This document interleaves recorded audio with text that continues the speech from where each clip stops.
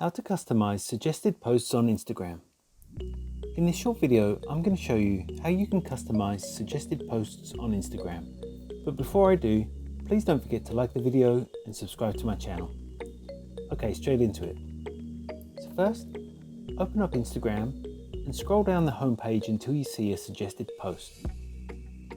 Now, tap the three dots in the top right hand corner of this post. Now select Not Interested from the options.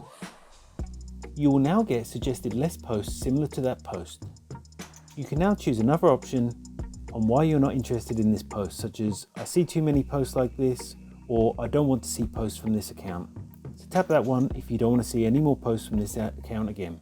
So then just keep scrolling down your feed and find another suggested post and do the same as before and tap Not Interested.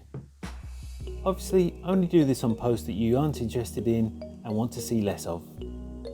Instagram will remember your preferences and not suggest you things similar to the things you tapped Not Interested on. And that's all it takes to customize suggested posts on Instagram. If you found this video helpful, I'd love it if you liked the video, subscribe to my channel, and let me know in the comments if this worked for you. Thanks for watching.